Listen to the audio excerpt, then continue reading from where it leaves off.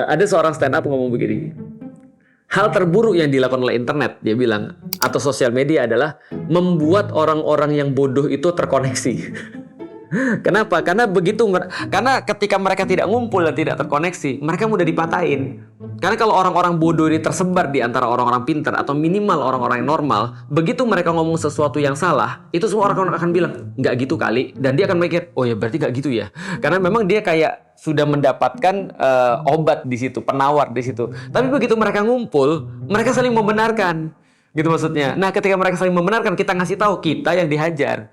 Nah, makanya kita tidak bisa untuk membuat orang-orang yang tidak punya daya berpikir kritis itu ngumpul lalu kemudian membenarkan satu orang. Dan ini efek saljunya luar biasa, efek bola saljunya. Begitu di sini sudah terkenal, gabung lagi lebih terkenal lagi, ujung-ujungnya kata-katanya dianggap sebagai sebuah kebenaran. Dan ini udah berlaku banyak banget. Kita menyebut orang-orang yang dalam tanda kutip absurd sebagai Lord.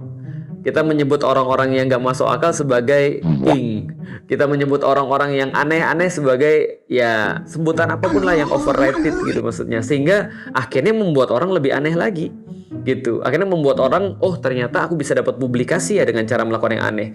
Padahal dari zaman dulu sudah dikatakan kan, kalau ada orang-orang yang mau terkenal tapi nggak punya skill, mereka katakan ya udah kencingi aja air zam-zam, kamu akan terkenal. Nah, publikasi itu harusnya dibatasin pada orang-orang kayak gini. Artinya, ketika kita lihat sekarang, kenapa orang-orang ini masih tetap muncul? Karena ada komunitas yang memberikan panggung.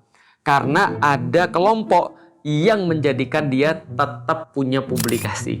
Dan bahkan ada yang jagain, sampai terus kemudian deretan, cium tangan, sampai ngasih uang. Berarti ini bagian daripada bisnis juga, bisa jadi.